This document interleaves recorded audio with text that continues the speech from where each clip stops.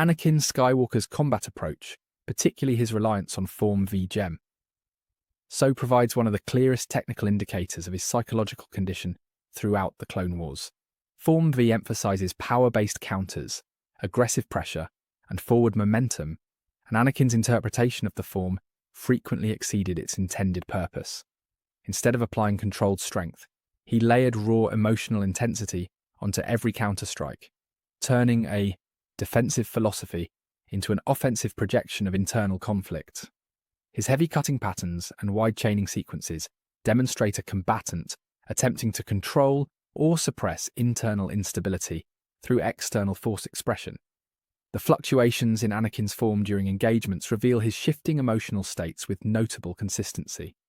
When he encountered opponents he perceived as personal threats or symbolic representations of his fears, his fighting cadence accelerated and his footwork tightened, often reducing his defensive margin in favour of aggressive tempo. Conversely, when he operated in a teaching capacity or fought to protect someone he valued, his stance widened, his blade discipline improved, and his movements aligned more closely with traditional Jedi Knight methodology. These alternating behavioural modes illustrate a practitioner stuck between two conflicting identities, neither of which he fully reconciled. Even before his fall, Anakin's engagements display a measurable drift towards Sith-like tendencies. His energy expenditure sharply increased when anger or frustration surfaced, and that change manifested in blade velocity, shortened recovery cycles, and a marked reduction in conservation-based techniques. Instead of letting opponents exhaust themselves, he frequently attempted to overpower them immediately. This inclination contrasts with more balanced Jedi duelists who emphasized endurance, distance control, and emotional neutrality. Anakin's preference for forceful, emotionally driven sequences underscores a combat philosophy shaped by internal turbulence rather than doctrinal discipline. Ahsoka Tano's early fighting style provides an instructive counterpoint. As a Padawan, she adopted an agile, dual-blade Jarkai variant that relied on speed, adaptability, and rapid angle changes. Her early movements were sharp but unrefined, suggesting a combatant compensating for limited experience by increasing tempo and unpredictability.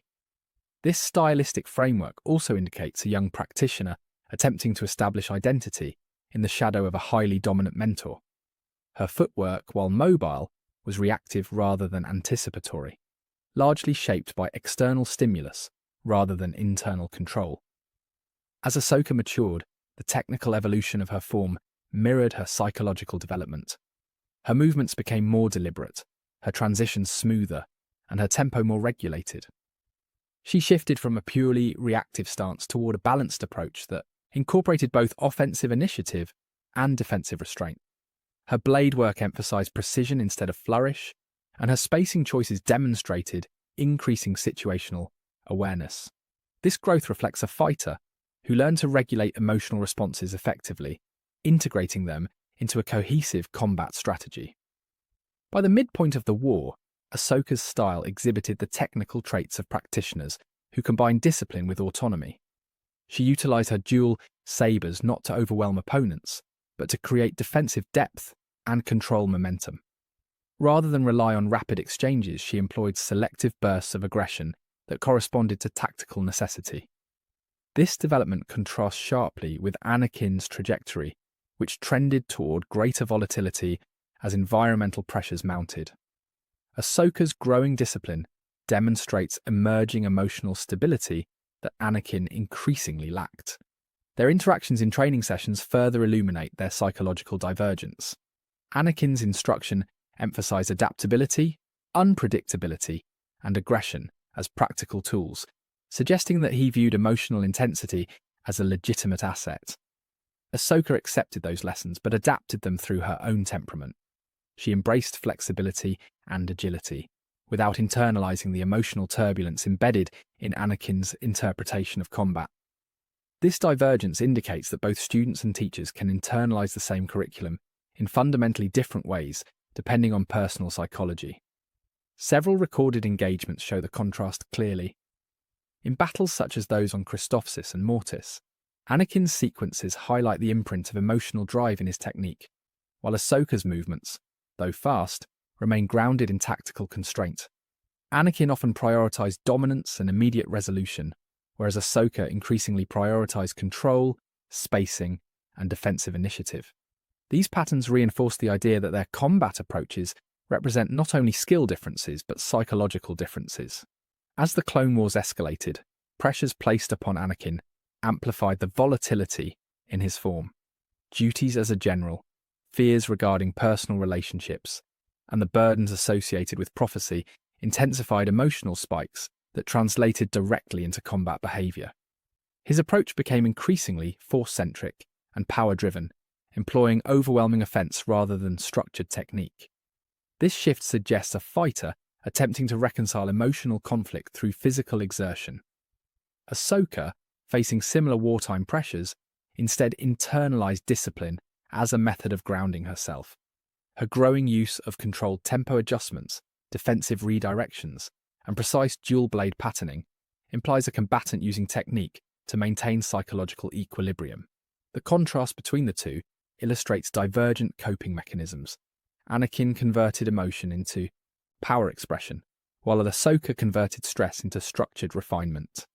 Their combat styles also reveal differences in self-perception. Anakin's increasingly dominant style, with its reliance on brute strength and aggressive pressuring, indicates a fighter who viewed himself as someone who must shoulder overwhelming burdens alone.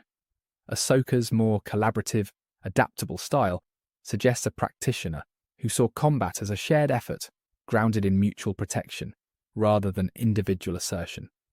Furthermore, their differing relationships to the Jedi Code manifested in combat. Anakin's method often departed from traditional Jedi restraint, embracing decisive finishing strategies more typical of Sith methodology. Ahsoka's evolution, in contrast, aligned her more closely with the Code's philosophical underpinnings, emphasizing non-lethality, disarmament, and minimizing force when possible. Their styles therefore reflect not only emotional states, but philosophical positioning. From a biomechanical standpoint, Anakin's physicality lent itself to explosive, high-impact movements that he often used to mask psychological distress. The technical excess of his form mirrors the psychological excess within him. Ahsoka's lighter frame and dual-blade approach encouraged efficiency and fluidity, reinforcing her growing emotional moderation. These biomechanical realities amplified their contrasting psychological directions. By analysing their respective paths, it becomes evident that their fighting styles operate as consistent externalizations of internal identity formation. Anakin's form became a conduit for unresolved emotional conflict, while Ahsoka's form became a manifestation of ongoing emotional development. Their combat behaviours cannot be separated from their psychological trajectories, because each directly expresses the other. The duel between Ahsoka Tano and Vader on Malachor provides one of the clearest technical contrasts between their evolved forms. Vader's movements were direct, measured, and unyielding, emphasizing pressure over finesse. His blade trajectories favored vertical dominance and heavy horizontal sweeps designed to corner opponents. Ahsoka's responses relied on evasion, angle manipulation, and rapid repositioning. Her dual-wield methodology countered Vader's forward momentum with multi-directional defense and lateral distancing. The contrast revealed divergent psychological states. Vader's technique reflects suppression and uniformity, while Ahsoka's reflects adaptability and self-regulation. Ahsoka's blade work in this engagement demonstrates a practitioner attempting to de-escalate rather than dominate. Her defensive transitions were efficient and designed to preserve distance rather than create openings for lethal strikes. This indicates a psychological framework oriented around restraint and analysis, rather than assertion or emotional projection. Her footwork suggests an emphasis on reading her opponent's intent rather than forcefully controlling engagement tempo. These traits align with her established developmental trajectory toward balance and cognitive control. The visual and kinetic differences between the two fighters illuminate broader psychological patterns. Vader's attacks reflect a combatant whose identity has consolidated around a singular directive, with little evidence of internal negotiation. Ahsoka's movements reflect a combatant who integrates past experience with present situational assessment, showing flexibility grounded in internal stability. These factors provide empirical evidence that their fighting styles represent the culmination of distinct psychological evolutions. The World Between Worlds training encounter further clarifies the relationship between their styles and underlying cognitive frameworks. Anakin's alternating use of Jedi Knight techniques and aggressive Sith-like forms illustrates a composite identity embedded within his muscle memory. His rapid stylistic transitions indicate a mindset shaped by internal duality. Ahsoka's responses, however, maintain consistent structure, demonstrating a practitioner whose identity is defined by internalized discipline rather than instability. Her refusal to adopt aggressive escalation during the exchange demonstrates a rejection of the philosophical and psychological volatility embedded in Anakin's teaching. This encounter also highlights Ahsoka's shift from reactive technique to anticipatory technique. Rather than responding to Anakin's aggression in kind, she adjusts stance, blade angle, and spacing to neutralize attacks without emotional escalation.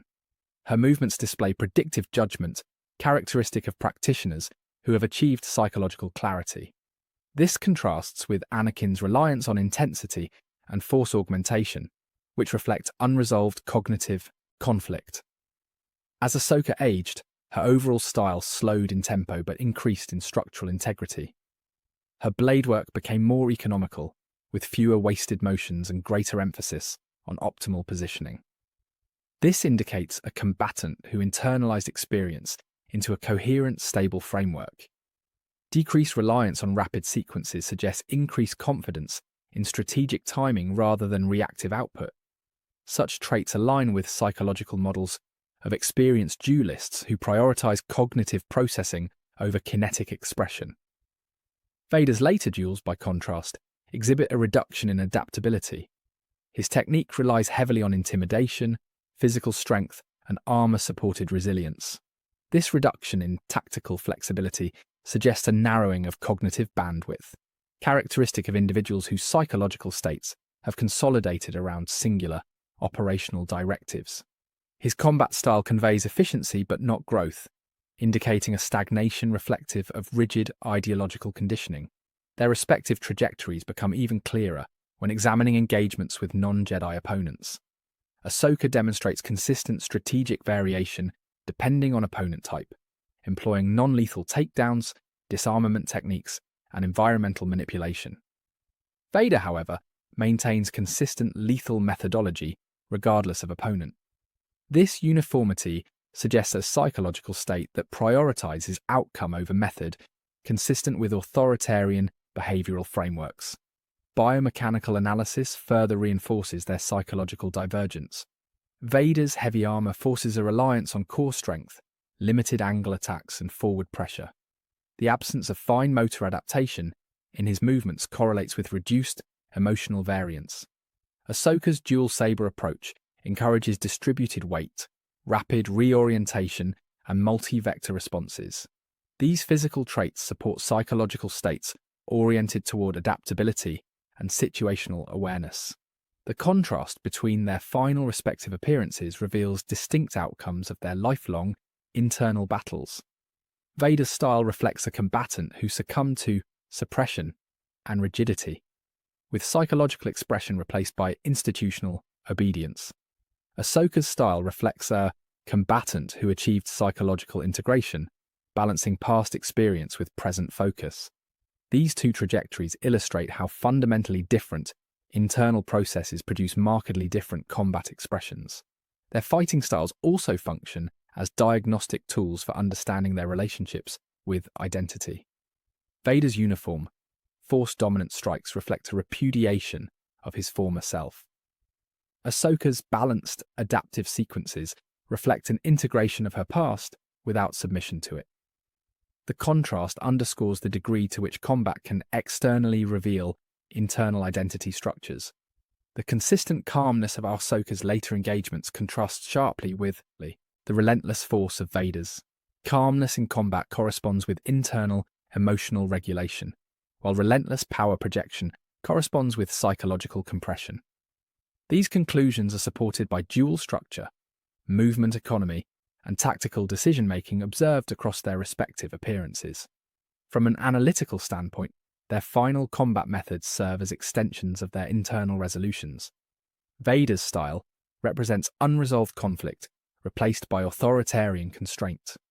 Ahsoka's style represents resolved conflict integrated into stable cognitive function. Their combat approaches therefore operate as extensions of their psychological states, providing measurable evidence of their internal trajectories. In conclusion, the evolution of Anakin and Ahsoka's fighting styles illustrates a direct correlation between combat expression and psychological development. Anakin's transitions from variability to rigidity correspond to a trajectory defined by increasing internal suppression. Ahsoka's transitions from reactive speed to balanced precision correspond to increasing internal clarity. Their final engagements reveal these trajectories with empirical clarity, demonstrating how physical technique can serve as a window into psychological structure. Thank you for watching. Be sure to like, subscribe, and hit that share button. My main channel is Critical Analysis Hub, where I post Star Wars content about the movies. My secondary channel is Critical Analysis Hub Plus, where I focus on the shows of Star Wars. And my third channel is Critical Analysis Hub XP, where I post comic books. Be sure to take a moment and check them out. Thanks, and may the Force be with you.